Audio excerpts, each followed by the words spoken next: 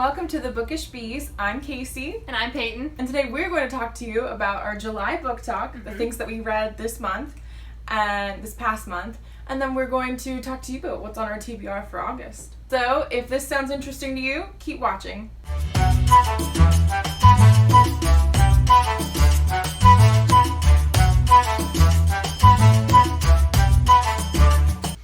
So the first book I read in July was Candle in the Darkness by Lynn Austen.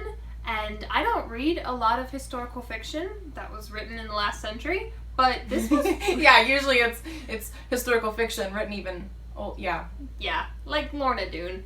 I was pleasantly surprised though. So it was deep, it was respectful, it was intriguing. It deals with a very sensitive subject in American history, but it did it with a lot of respect, and I was quite entranced, and it's good. I really thoroughly enjoyed this book, and I look forward to reading the rest of the series. I would recommend. All right, I recommend. Yep. The first book that I read in July was Six of Crows, and that one I've really been excited to read because I had already seen the Netflix show. I had already read Shadow and Bone. So it was very interesting to read the first installment in the Six of Crows because they are not.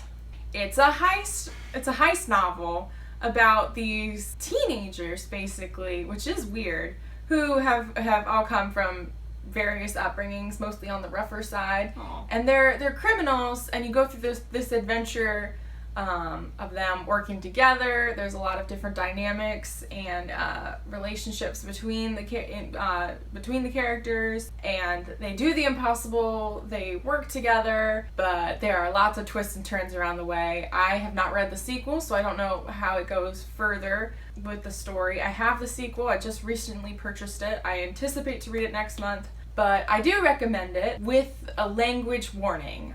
There was more language in there than I appreciate, especially for a young adult novel. Do they get the stuff? What? Do they steal the stuff? What? What stuff? I don't know, I assume they steal stuff. Aren't they? No. Well, the plot of the story is that they're hired to rescue/kidnap a scientist. Oh. Yeah. Okay. So they're not stealing stuff. No. So the next book I read was The Fashion in Shrouds by Marjorie Allingham. And I don't think I've mentioned Marjorie Allingham yet on the channel. She wrote the Albert Campion series, which are these very fun mystery series. And I've been reading about one a month this year. And I was kind of in a slump as far as the series. I was kind of getting bored a little bit with the character. He started off really funny and did the crazy stuff, and then by the end he would become very serious. But this book, I think, recaptured what I really like about the earlier Campions. He also gets a girlfriend, which is always fun, and we meet his sister, and it felt more human. Go Campion. Oh, I love Campion. He's so cute. And it was maybe my favorite one in the series, maybe second favorite. But if you're gonna try Campion, I'd recommend. The next book that I read in July is People We Meet on Vacation by Emily Henry. I just want to start off by saying this is a contemporary romance, and with that there's also a content warning. There's language I don't approve of. There's also content between our two protagonists. They are Poppy and Alex. They're complete opposites who have always been friends with each other for years, ever since college. Each year they go on vacation together for a week.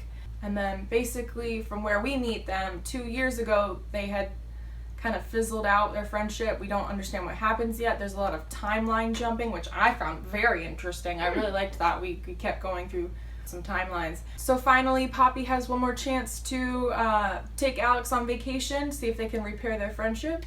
And it is the sweetest friends to lovers story. I really enjoyed it, but I want to definitely clarify there is a content warning, of course. With that being said, it was a good book. I really enjoyed it for a summer read.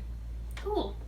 So another book I read this month was Death on the Nile by Agatha Christie, and this is a rather famous murder mystery. It's coming out, there's a movie coming out in October, which I'm really excited about, but I'm glad I got to read it first. It is about a lovely heiress who has always had everything she's wanted in life, which has been fun up until now. She has stolen someone's fiance, Ooh. and they are very upset, and they follow her on her honeymoon. Dang. And then there's bodies. All right. So a book that I'm reading right now in July is Malibu Rising by Taylor Jenkins Reid. It's fascinating because I can't say if there's content in it yet because I just started it. I don't know. I'm not recommending it. I'm just saying I'm currently reading it. What I like about her writing is it's very engaging. It's never dull, and I really feel like I'm in that time period. I feel like I'm in Malibu in August 1983, and it all takes place. It's centered around these siblings who are wealthy. They have a famous father, and it's all centered around one day on a 24-hour period. So each chapter is like an hour, and I'm looking forward to letting you know more about that one in our next month recap video. So a book that I read over the course of the last 2 months but finished a couple days ago is Dr. Thorne by Anthony Trollope. This was written in the Victorian period, and it centers around a young man named Frank Gresham who must marry money in order to save the family estate, but he doesn't want to. He wants to marry the doctor's niece. Oh, I know. There is a movie of this on Amazon Prime. Yeah, it's a miniseries. It's so cute. Yeah, it is adorable. But I bet the book has been fun to read too. Absolutely. I've been listening to an audiobook. It was the first Trollope I ever read when I read it a couple years ago, and it's nice because I've read a couple more that precede it in its series, so it's kind of nice to get some background on the city of Barchester. So. Another book that I have been reading as well simultaneously is actually not a fiction book. It is more on the lifestyle side. It is called When People Are Big and God is Small by Edward T. Welch.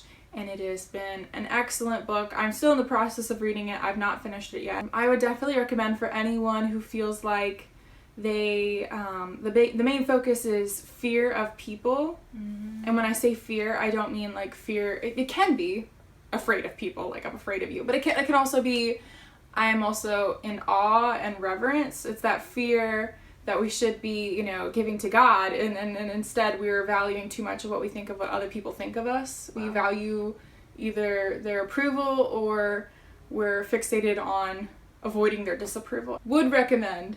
So now I'm just going to list a couple of the books that I did read this month that were very good. I had no bad ones. I have They Do It With Mirrors by Agatha Christie, which is a Miss Marple mystery.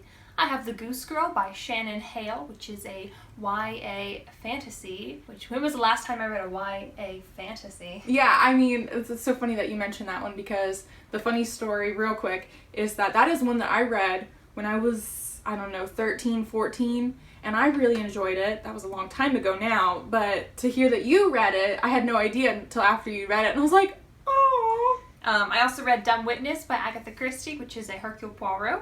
I read A Pocket Full of Rye by Agatha Christie, which is a Miss Marple. And then I read Lord Tony's Wife by Baroness Orczy, which is in the Scarlet Pimpernel series, and is a treasure. Yeah. I love that book. So that's what we read in July.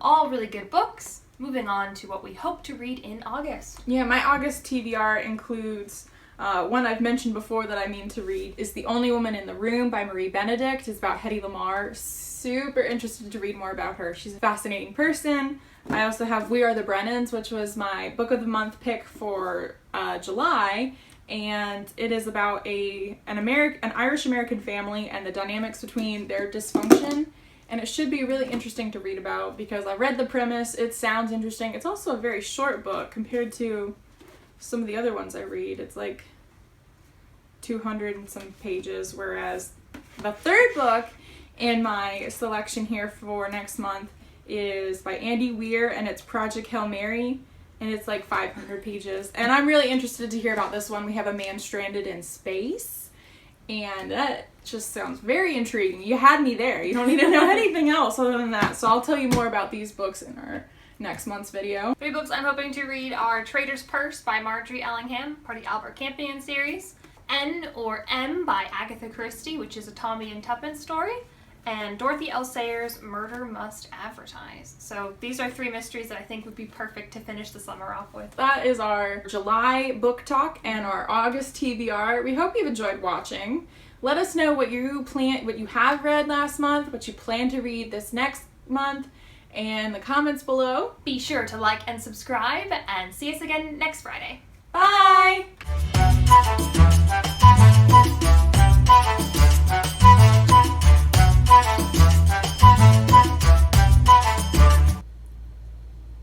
Hi. So the first book. Hi.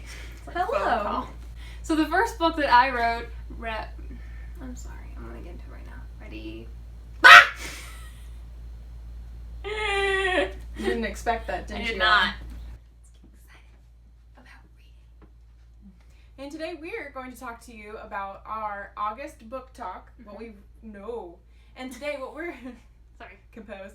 And today we're going to. There is, of course, there is, of course, you don't know, you've never read it before. I've read it. Another book that I should look at you when I talk to you. That'd be more polite. I would word that differently because modern historical fiction isn't a term. Like jumbo shrimp. Exactly. Okay, let me start that over again. Books are bigger than mine. I read bigger books.